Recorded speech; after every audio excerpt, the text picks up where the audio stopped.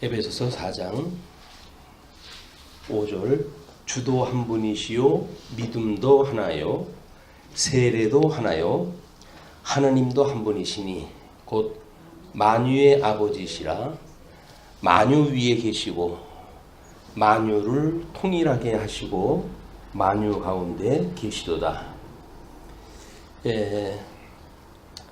지금 우리 4장 1절서부터 소개되어진 이야기가 교회의 유기적 체제라고 이렇게 이야기를 했어요. 그런 뒤에 이제 1절로부터 6절까지가 성령이 주신 여러 가지 은사인데 1절부터 4절까지 합당하게 성령의 하나 되게 하신 대로 지키라고 이렇게 한 뒤에 그런 그 이유에 대해서 이렇게 이제 설명을 하는 겁니다. 주도 한 분이요. 주는 우리 하나님께서 영광의 본체가 되시는 하나님께서 보냈던 광채가 되시는 우리 주님입니다. 예수 그리스도죠. 이 주도 한 분이고 이 주를 믿는 믿음의 성도들을 이야기하는데요. 믿음도 하나고 뿐만 아니요. 이 믿음으로 말미암아 예수 그리스도와 한 몸이 되어진 세례 함께 죽고 함께 살아난 생명의 본질 문제죠.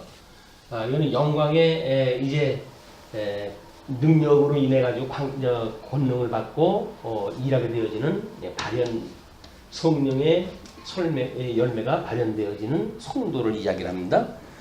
성의 세례도 하나요. 그러니까 결국은 예수님을 믿는다는 이야기는 이 세례로 해가지고 우리가 믿는 것과 아는 것이 하나 되어진다고 이렇게 이야기를 하는데 어떻게 보게 되면 성도들한테 가장 큰 고민이 뭐냐면 하나님께서 우리를 소명을 하시고 그리고 이제 소명이 되면 우리가 중생이 되어지는데 중생을 시키시고 그리고 우리를 회개케 하시고 그 다음에 우리한테 믿음을 주시고 이걸 보시고 칭의하신다 이렇게 이야기했어요. 의롭다고 칭해 주시고 양자를 삼으신다.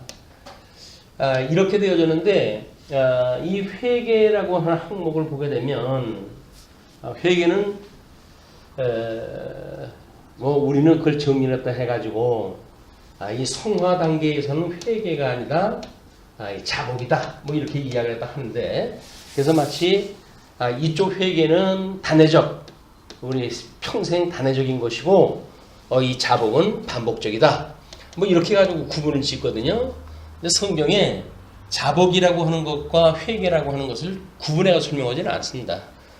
우리 서신서의 부분에 우리 교회의 성도들, 교회에 되어진 성도들에게 끊임없이 우리한테 교훈을 갖다 할 때 회개라고 하는 용어가 갖다 꽤 많이 있어요. 그렇기 때문에 마치 우리가 그 죽었던 사람이 다시 중생되어져서 우리의 하나님을 향해서 원수되어졌던 우리들이 하나님을 향하게 되어진 이것이 이제 우리가 회개라고 이렇게 정의가 되어져 있으니까 그렇게 이 개념을 보게 되면 성화 단계에서 끊임없이 우리가 우리에게 죄진 자를 사해 준 것처럼 우리 죄를 사해 주세요 라고 하는 그 이야기도 전부 회개해 주는 거거든요.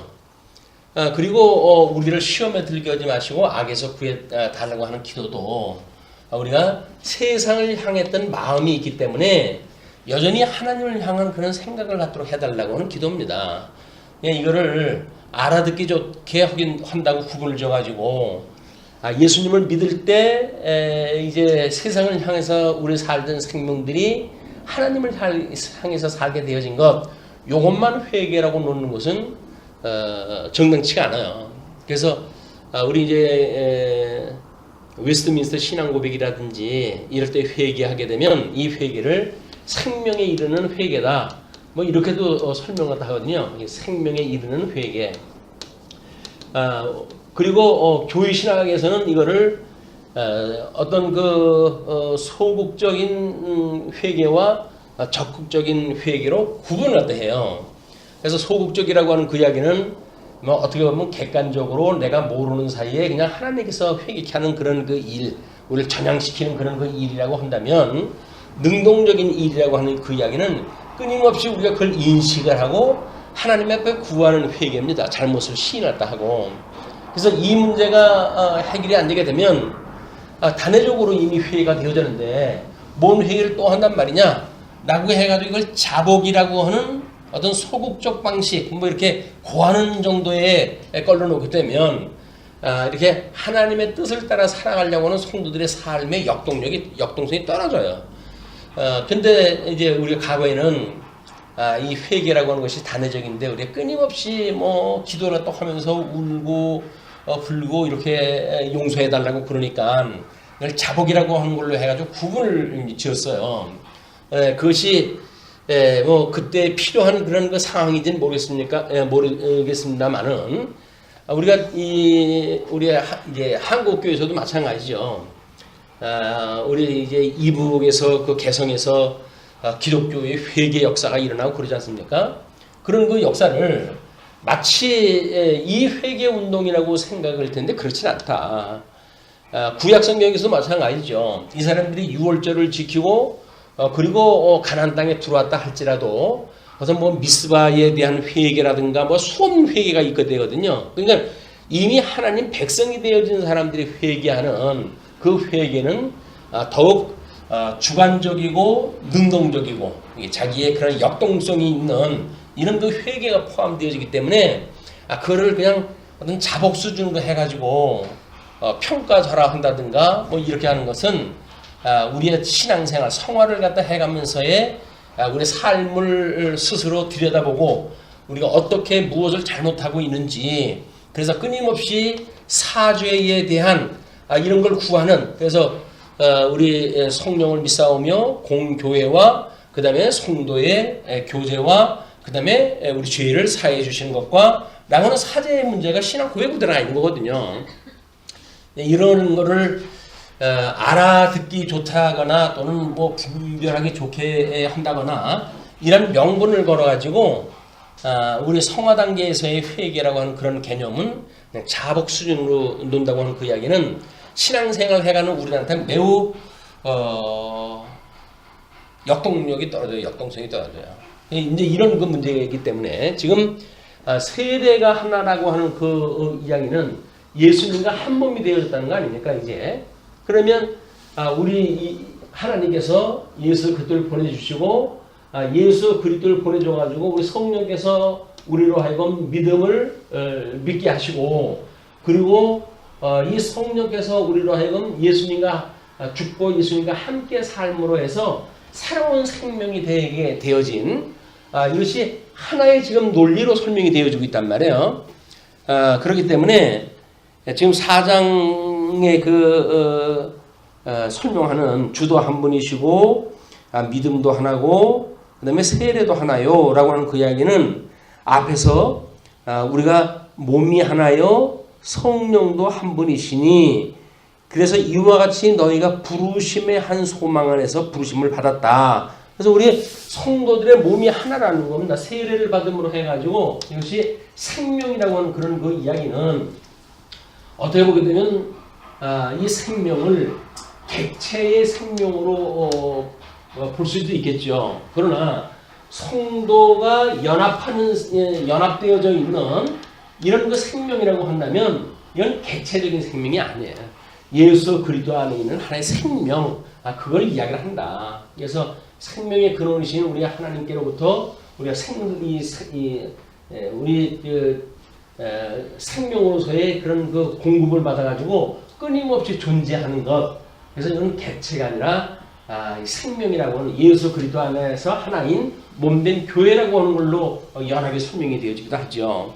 그래서 좀 더 차원을 좀 끌어올릴 필요가 있다. 그래서 뭐 우리 또 파르크를 중심으로 해가지고 사회 구원을 이야기하는 사람들은 너무 우리가 이런 거 개인 구원에 대한 거를 강조를 하니까 이거를 사회 구원이라고 하는 걸로 확장을 한다고 생각을 하는데 이 사회 구원이라고 하는 것이 개인 구원 받은 사람들이 모여서 연합되어진 것이 우리들의 이 예수 그리스도 안에서 생명이라는 이야기지 사회 구원과 개인 구원을 반대 개념으로 볼 수가 없는 거예요. 근데 이제 사회 구원이라고 하는 그 이야기는, 이 사회라고 하는 그 이야기는 전부 죽은 사람들이 사는 것 아닙니까? 그러니까 거기로부터 지금 우리가 우리 예수 그리스도로 말미암아 살림을 받아가지고 세례로 인해 가지고 여기서 우리가 생명에 이르게 되어진 사람들이기 때문에 이 개인 구원이라고 하는 것과 사회 구원이 마치 상대적으로 다른 걸 설명하는 것처럼 이야기를 하지만 구원의 문제가 아니에요. 사회 구원이라고 하는 건 말 자체가 안 되는 겁니다. 왜냐면 하나님께서 이미 저주 가운데 우리 이 세상을 전부 가두어 놓았기 때문에 이 사회라고 하는 건 전부 저주 안에 있는 거거든요. 그거를 인간이 뭐 변화시킨다든지 그거를 새롭게 뭔가 뭐 우리 이 땅에서 이제 그런 구원의 역사가 있어가지고 마치 사회 구원을 딱 하게 되면 사회 개혁이 되어지고 그래서 살기 좋은 하나님의 나라가 이루어진다고 보는 일은 말이 안 되는 거예요. 그래서 우리가 국가와 교회를 구분하는 그런 그 일들도 왜 그러냐면 이 사회라고 하는 거는 국가입니다. 이 짐승 권세들이 살고 있는 그곳이기 때문에 주님의 몸된 교회와 비교할 수가 없는 거예요. 이런 그 안타까움이 물론 명분은 좋습니다. 우리 뭐 사회의 그런 구원을 위해 가지고 우리 어떻게 교회 안에만 들어오려고 그러냐? 세상 바깥으로 흩어져 가지고 세상을 구원해야 된다 이렇게 이야기하는데 세상을 구원하는 것이 아니죠. 세상에 있는 성도들한테 전도를 갖다 하고 그 세상에 있는 성도들을 개인 구원을 갖다 해가지고 이 생명을 확장시켜 간다는 이야기지.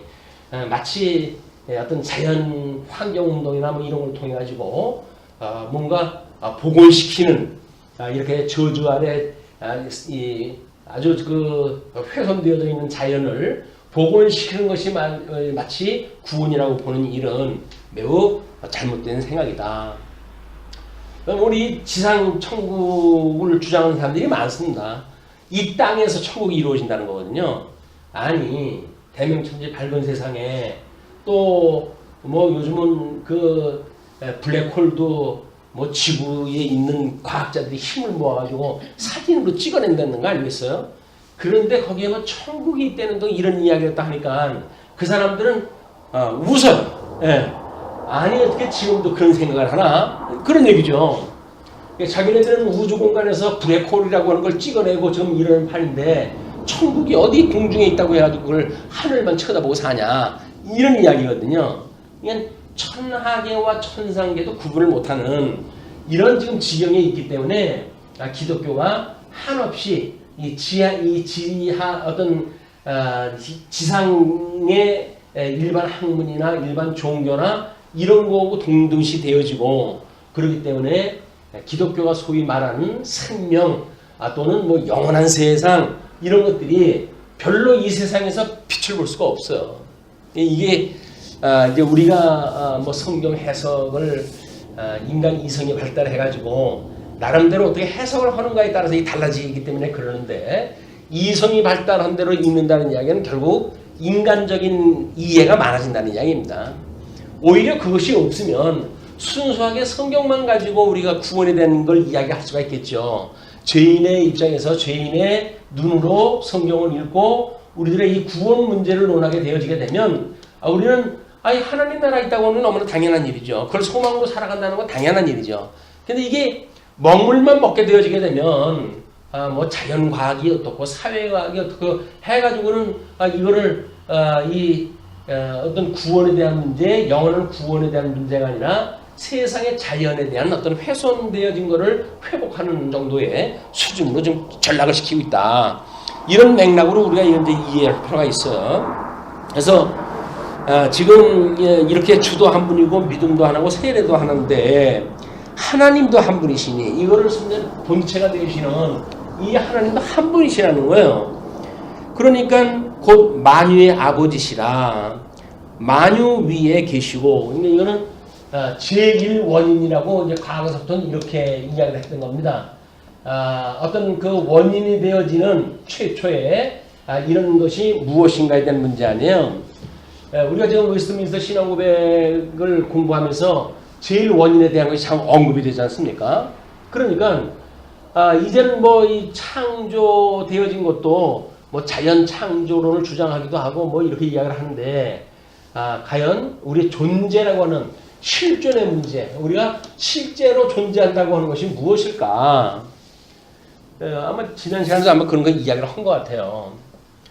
지금 이제 실존주의의 그런 시대에 완전히 우리가 함몰되어져 있고, 그렇기 때문에 눈에 보이는 것이 실존이지 눈에 보이지 않는 뭐 관념적이거나 이런 것이 무슨 존재의 문제냐라고 해가지고 전부 이걸 부정을 또 한단 말이에요, 이제는. 그래서 지금 당장 눈에 보이는 생명에 대한 거를 우리가 이제 생명이라고 이야기를 하고, 눈에 보이는 존재의 문제를 실존이라고 이야기하기 때문에 하나님도 이미 없어진 거예요. 왜냐면 생명의 근원이라고 했던 그 하나님이 생명이 지금 없는데, 여기서 생명이라고 하는 것이 눈에 보이는 생명만 생명인데, 이 영원하신 하나님이 존재를 설명할 필요가 없습니다. 점점 이제 예수님 믿기가 어려운 시대에 우리가 이제 이루어지고 있는데, 이때 하나님도 한 분이고 만유의 아버지시라. 이건 모든 존재입니다. 이 하나님의 피조물로 만들어놨던 모든 만사에 대한 존재들이 아버지시라. 그 만유 위에 계시고 만유를 통일하시고 만유 가운데 계시도다. 통일이라고 하는 것이 뭐 다시 우리가 그 천지를 갖다 창조했을 때 땅 상태가 혼돈하고 공허하고 흑암이 깊이 위에 있었는데, 이분이 이름을 거룩하게 하시기 위한 것이 빛과 어둠을 나누시고 전부 나누심으로 해가지고 지금 거룩한 이름을 드러내신 거 아닙니까? 근데 이 통일이라고 하는 개념을, 거룩이라고 하는 것은 구별이라고 하는 그런 그 이야기인데, 통일이라고 하는 그 이야기는 이거 반대 개념 같잖아요. 우리 구별을 한다고 하는 것과 통일이라고 하는 건 왠지 반대 개념인 것 같단 말이에요. 그럼 하나님께서 그렇게 첫째 날 만들어놨던 그런 것들을 다시 전부 혼돈케 해가지고 그거를 통일케 하신단 말이냐. 이렇게 우리가 생각할 수가 있겠죠. 그런 개념이 아니다. 여기서 말하는 하나님은 지금 뭐 빛이 됐든 어둠이 됐든 만유의 그 아버지시기 때문에 그 만유에 계시고 만유를 통일하신다고 하는 그런 그 이야기는 이렇게 거룩하게 구별시켜 놓으신 영원한 언약대로 이루어졌던 하나님의 섭리 위에 계시다. 이건 하나님의 영원한 섭리 그 사역 위에 지금 하나님이 계신 걸 이야기를 하는 거죠. 이 통일이라고 하는 걸 다 이루어진 상태, 섭리가 이루어진 상태로 우리 이해를 하는 것이 옳다고 보여집니다. 그렇게 했을 때 만유 가운데 계시다. 하나님이 그 정도의 유기적인 체계로 되어져 있죠. 빛과 어둠을 나누시고 택한 백성들에게는 성령이 여러 가지 은사를 주셔가지고 주님의 몸된 교회 체질을 잡아가시고 이렇게 되어져 있단 말이에요. 그러니까 4장 7절서부터의 지금 주께서 주신 여러 직임에 대한 걸 설명을 하는 거예요. 자, 그러면 우리 각 사람에게 그리스도의 선물의 분량대로 은혜를 주셨나니, 선물의 분량대로 주셨다고 합니다. 이 성도들에게 주어졌던 이 믿음의 세계는 전부 각자가 달라요. 믿음의 수준을 따라가지고 분량을 따라가지고 주어진 거기 때문에 이거를 우리는 교회에서 이제 뭐 헌법적인 이해로 해가지고는 성도의 신앙의 자유다 이렇게 이야기를 합니다. 신앙의 자유. 아마 지금 뭐 이제 먼저 이제 교과서 만드는 문제라든지 그런 걸로도 나오고 그랬었는데, 우리 교육이라고 하는 것이 말이에요. 교육이라고 하는 것이 국가가 지향하는 가치를 만들어 놓고 그걸 위해서 살아가는 것처럼 만들잖아요. 그러니까는 그때 이제 그 역사 문제 때문에 뭐 우리 교과서를 통합을 했다 해야 된다 뭐 문제가 그래 나오고 그랬었는데, 그 교과에서 나온 걸 보게 되면 사실 신자유주의적인 입장에서 보게 되면 맘에 맞지 않는 거예요. 그래서 그 이유를 대기를 뭐라고 그러냐면 뭐 몇 가지 그런 역사책이 있으면 뭐라냐, 그 내용이 다 대동소이한데 라고 이야기해가지고 정부에서 주장하는 관점에 통일을 시키려고 시도를 했던 거거든요. 이런 그 문제가 바로 사람에게 뭔가를 이렇게 우리에게 입력을 시키게 되면 입력되어진 걸로 뭔가 나온다는 거예요. 이거는 우리 공산주의 사상이죠. 공산주의 사상처럼 무엇가 공급을 갖다 하게 되면 그 공급한 대로 수요가 이루어지는 이런 현상이기 때문에 어떠한 내용을 입력시키는가에 따라서 그 다음에 우리가 출력되어지는 우리들의 어떤 그런 그 사고는 내용에 의해 가지고 출력이 된다는 거거든요. 그러니까 자녀들도 마찬가지죠. 우리 아이들한테 끊임없이 우리는 이걸 강조하는 거예요. 입력되어지는 걸 자꾸 주입을 갖다 하는 거예요. 그것이 나 닮아라 그거 아닙니까? 그러나 이제 거기에서 나 닮아라 해서 순종적인 아이들은 끝까지 부모님을 말을 잘 듣고 그리고 부모님이 마치 살려고 하는 대로 사는 것이 가장 효도라고 생각이 들어가지고 살게 되어지지만 끝내 자기에 대한 문제에 이제 문제가 만들어지게 되면 혼돈이로 말할 수 없는 거예요. 이게 교육이라고 하는 그 이야기는 이렇게 뭔가를 출력시키는 어떤 목적을 가지고 우리가 교육을 시킨다는 이야기는 한마디로 인간 개조가 가능하다고 믿는 사람들이 교육관입니다. 만약에 우리는 하나님이 우리들의 모든 그 제일 원인이 되시는 분이라고 한다면 우리는 하나님이 어떠한 분인가를 가르쳐 주시게 되면 신앙의 자유, 자기가 믿는 그 믿음의 분량만큼 여기서 하나님을 배워가면서 이 어떤 그 믿음의 열매로 해가지고 이게 드러나겠죠. 근데 이거를 강제로 열매를 맺으라고 해가지고 뭐 그 가지에다 잘라가지고 거기다 열매를 맺으라 뭐 달고 그런다고 해야 되어지는 게 아니잖아요. 우리가 이런 그 문제는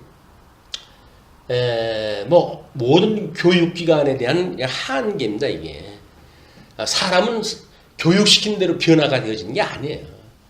근데 우리는 뭐 어렸을 때부터 이렇게 대한민국의 그 국민으로서 무엇을 교육을 시킬 것인가 뭐 이런 걸 통해 가지고 뭐 우리 이제 도덕이라든가 뭐 이런 거를 교육을 시키는 도덕원자는 다 그렇잖아요. 부모님한테는 어떻게 해야 되고 뭐 이렇게 해서 기득권을 가지고 있는 사람들한테 충성할 수 있는 그런 하부 조직을 만들어가는 이런 체제가 과연 이것이 정당한가에 대한 것은 우리 끊임없이 점검이 필요합니다.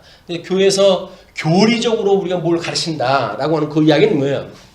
이거를 나름대로 우리가 교리적으로 가르친다는 이야기는 어떤 이치를 가르쳐가지고 그거에 대한 사람을 만든다는 성도를 만든다는 거예요. 이것이 아마 뭐 중세기에서도 우리가 이제 그거를 교회신학적인 그런 걸 가지고 이렇게 성도를 변화시켜 가려고 한다면 이런 목적이 거의 개입이 되어지는 겁니다. 이것이 율법주의나 똑같은 거 아니에요? 율법주의자들이 어떻게 살려고 했던 걸 강조하게 되면 그렇게 살아서 하나님 앞에 선한 열매 맺고 살아간다는 거예요. 그런데 유대인들이 그렇게 열심히 살았는데 예수님은 오셔가지고 왜 그들을 책망을 했을까요?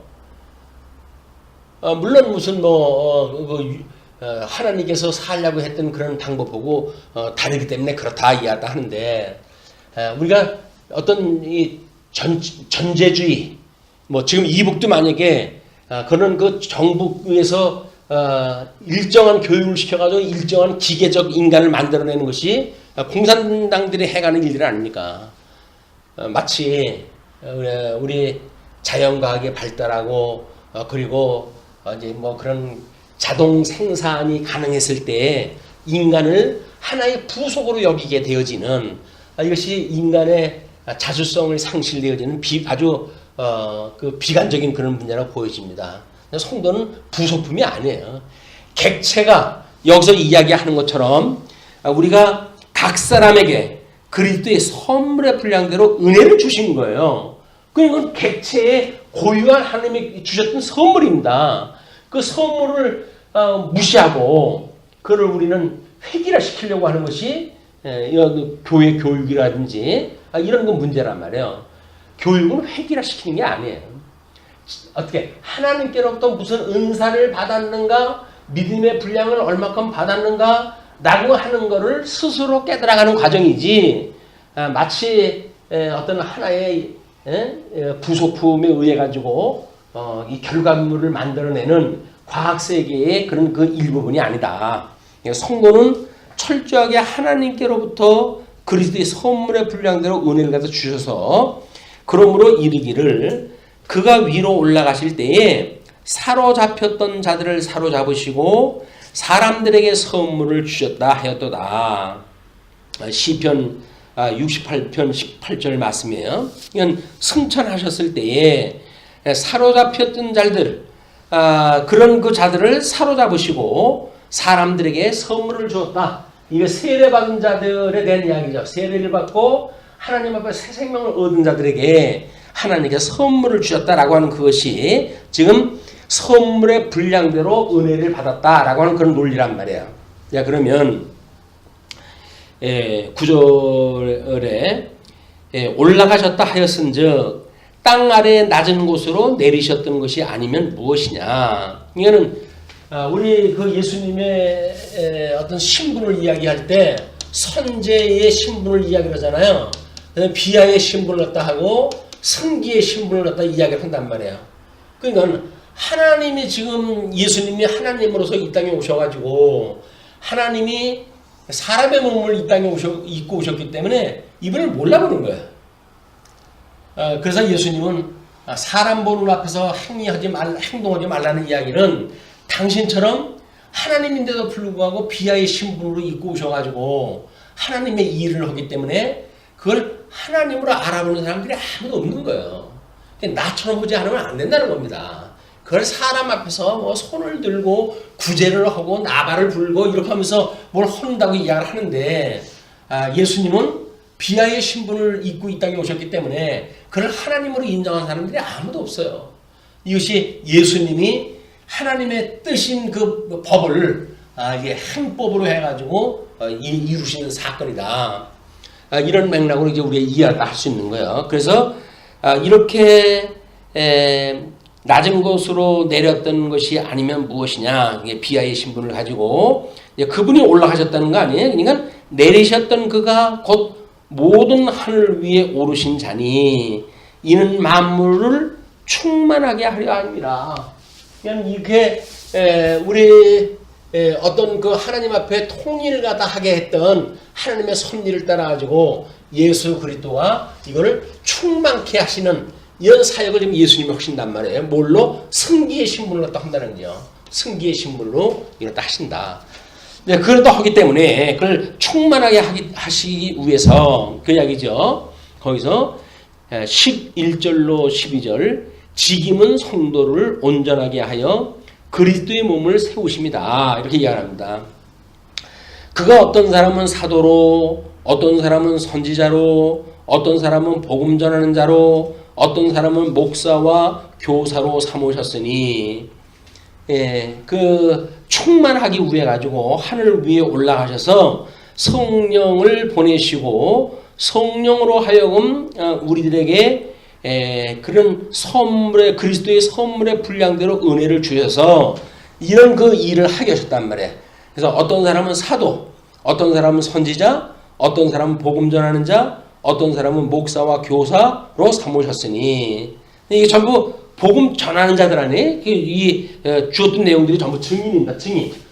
그러니까 증인이라고 하는 그런 그 이야기는 뭐예요? 한마디로 성령이 오시게 되면 너희들 권능을 얻고 증인이 되어야 된다고 이야기를 했어요. 이 증인에 대한 것은 제사장을 삼으셨다. 그런 그 이야기입니다. 제사장을 삼았다는 그 이야기는 뭐예요?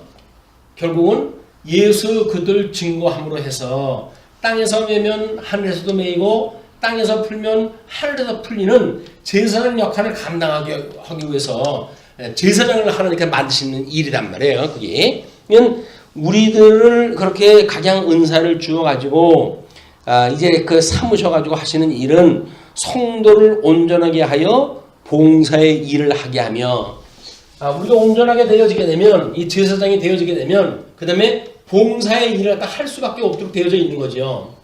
우리가 증인의 이런 그 삶으로 제사장 역할을 가능하게 한다면 이 제사장의 일은 우리가 받은 은사를 따라 가지고 여기서 봉사의 일을 다 하게 하는데 그거를 주님께서 하신다는 거예요. 봉사하게 하여 봉사의 일을 하게 하며 그 다음에 그리스도의 몸을 세우려 하심이라. 이렇게 되어진 일은 지금 선지하셨던 예수님이 이 땅에 몸을 입고 사람의 몸을 입고 이 땅에 오셔서 구속의 사역을 다 하시고 그리고 승기의 신분으로 하늘에 오르사 하나님 보좌 우편에 계시면서 그러니까 교회의 머리가 되시는 예수 그리스도께서 그 이야기죠.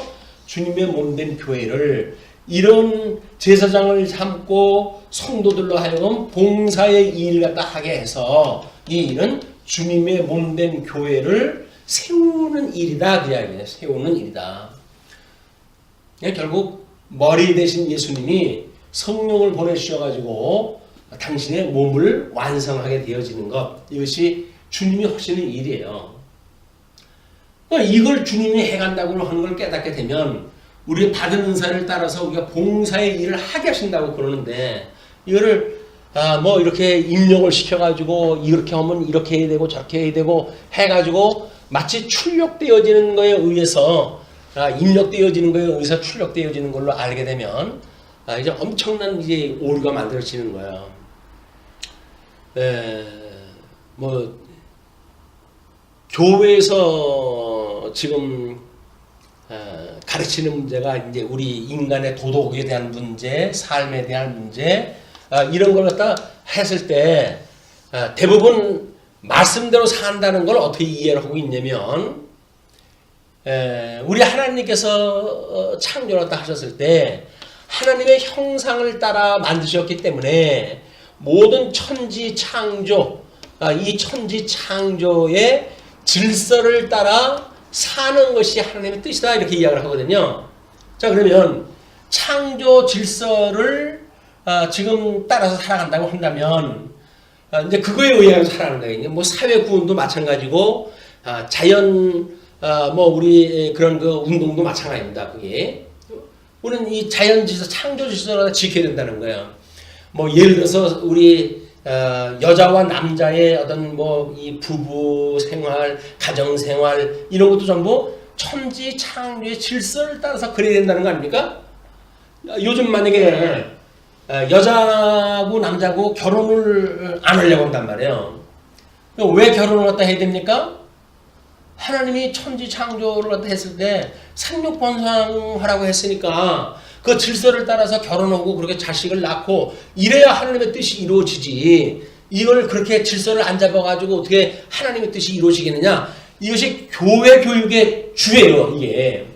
그런데 우리 창조 질서라고 하는 그 이야기는 타락 전인가요? 타락 후인가요? 타락 전이에요. 이거는. 에덴 동산 타락된 뒤에는 천지 살수가 다 무너진 때라니까요. 거기다 저주를 갖다 우리 있는 대로 퍼부어가지고 그리고 세상을 내쫓으신 거 아닙니까? 거기에 무슨 참 이 천지 창조 질서가 있습니까? 그러니까는 우리는 복음으로 회복되어지는 것을 인간 운동으로 되어진다고 믿는 것이 믿지 않는 사람들이 해가는 일들이에요 이게. 그런데 교회조차도 이제 이렇게 해가는 거예요. 그래서 뭐 우리 목사님을 보통 뭐라 그러죠? 여기 실존하시는 우리 제1원이 되신 하나님, 우리 하늘에 계신 우리 하나님이에요.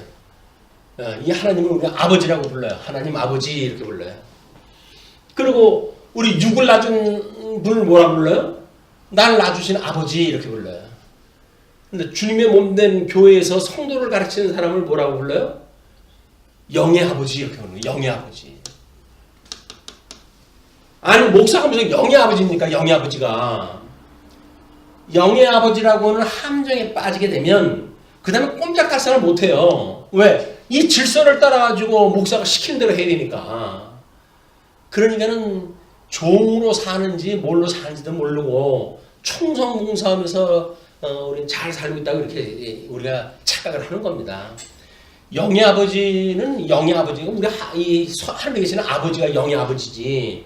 성경을 가르치는 사람은 지금 은사를 줘가지고 이걸 한다고 그러는데 특별한 그런 영의 아버지라고는 자리에다 만들어 놓고 뭐 자기가 스스로 올라갔을까요?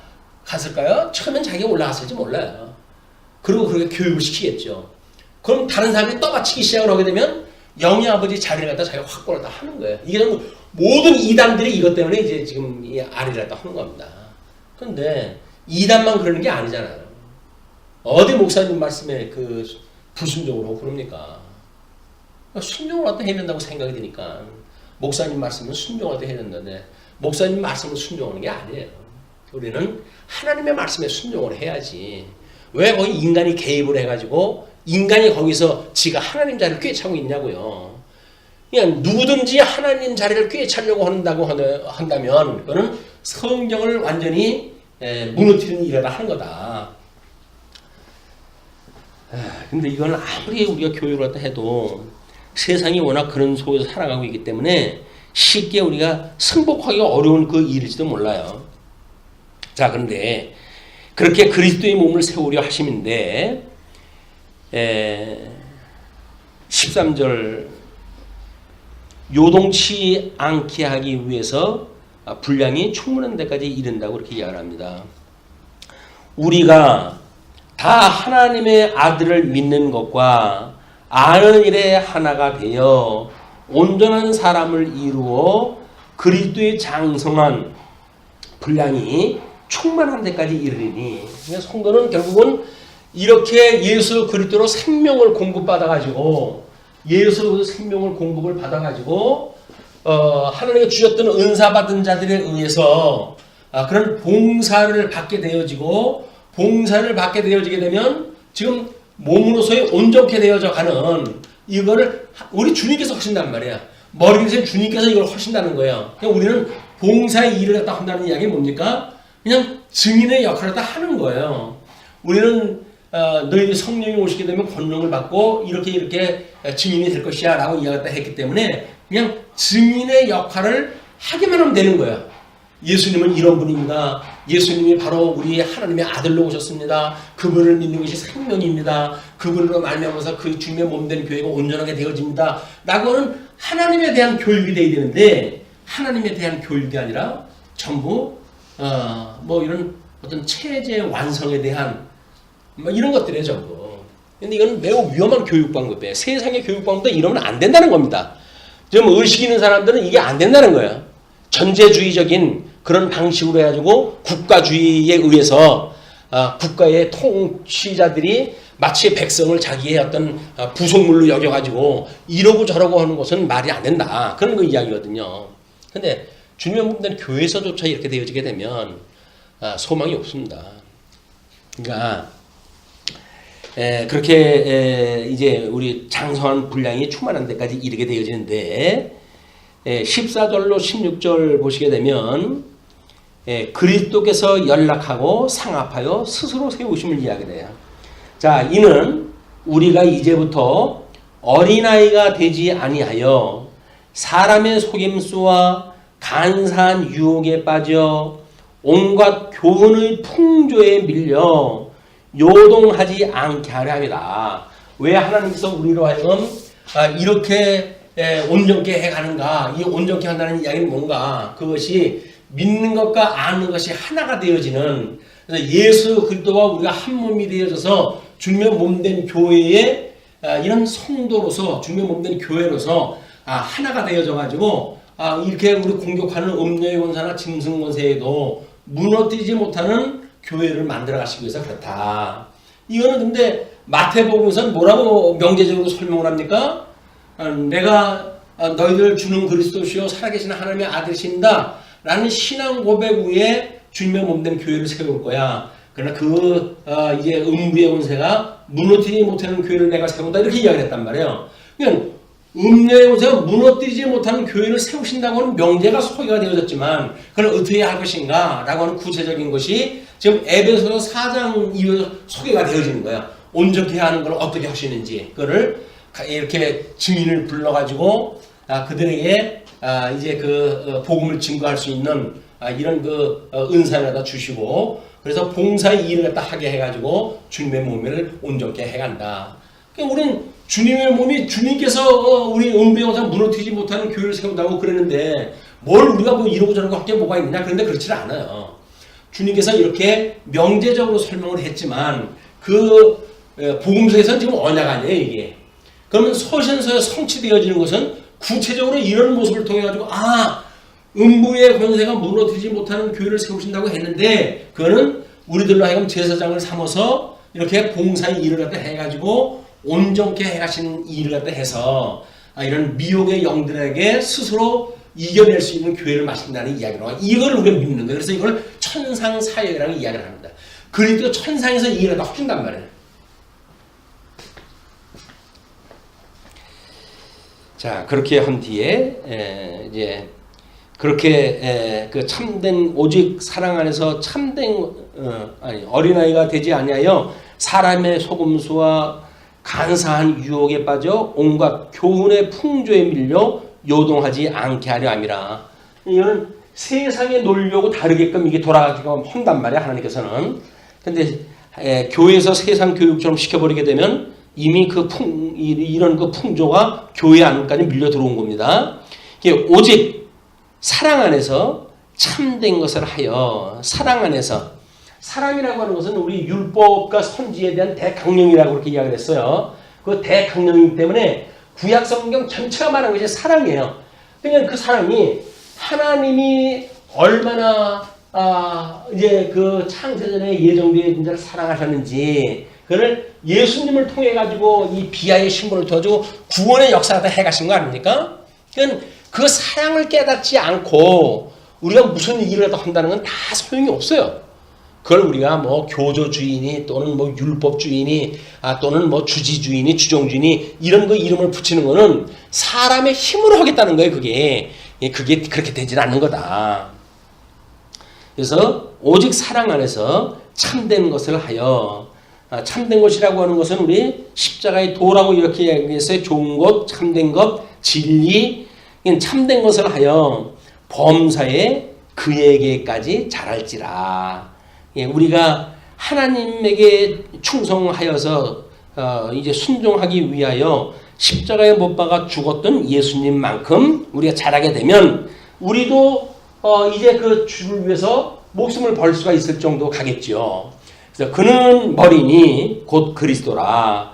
주님의 몸된 교회는 교회의 머리는 우리 그리스도다, 그 얘기죠. 그래서 그 그리스도로부터 그에게서 온 몸이 각 마디를 통하여 도움을 받음으로 연결되고 결합되어 각 지체의 분량대로 역사하여 그 몸을 자라게 하며 사랑 안에서 스스로 세우느니라. 이것이 통일되게 하느니라, 그런 그 이야기예요. 예수님의 형상을 닮아가지고 좀 우리들을 해가는 일은 이렇게 성도들이 머리로부터 공급을 받아가지고 전부 연결되어지고 이렇게 유기적으로 이게 작동이 되어져가지고 우리 예수 그리스도의 온전한 몸을 이루어가는 일, 이걸 주님께서 하시는데 이제 우리 주님 안에서 그거를 주님께서 스스로 세운다.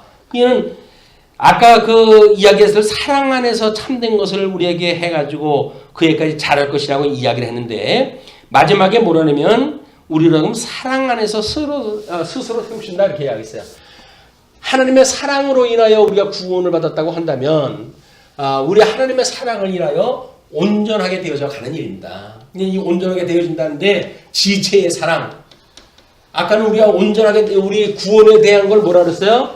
대신 계명으로 인해 가지고 하나님께로부터 받은 사랑, 하나님께로부터 받은 사랑을 깨닫고 우리가 이런 증인의 역할을 감당을 하고 봉사의 일을 하게 되면 우리가 지체의 사랑, 하나님의 나라의 사랑을 완성하는 이런 성도가 되어진단 말이에요. 그래서 율법과 선지의 완성, 최종 완성은 사랑이라고 이렇게 이야기했잖아요. 율법의 완성은 사랑이다 라고 이야기했듯이, 그래서 성도가 이렇게 사랑한다고 하는 그 이야기, 그래서 우리가 주님 앞에 어떠한 은혜를 받고 우리 사랑을 받고 살아가는지, 나를 얼마나 사랑하셨는지 주님의 사랑을 끊임없이 확인하는 일이 얼마나 중요한지 몰라요. 그래야 지체의 사랑도 우리가 돌아볼 수 있는 거지. 내가 사랑을 못 받았는데 누굴 사랑을 합니까? 사랑받지 못한 사람들이 다른 사람을 사랑한다 그러니까 비용이 드는 거예요. 엉뚱한 사랑을 또 해가지고 온 교회를 갖다 명들게 만들어온다. 우리는 하나님의 사랑, 하나님께로부터 받았던 사랑, 죽었던 영을 살리셔서 창세전에 우리 선택된 자들로 하여금 죄 아래 죽어있던 우리를 살리셨던 그 사랑, 그 사랑을 깨닫고 예수 그리스도로 인하여 이 사랑을 깨닫는다고 한다면 승리하신 예수 그리스도께서 당신의 성도들로 하여금 이걸 온전케 해가는데 이런 사랑이라고 하는 걸 완성을 해가면서 이루어간다. 예.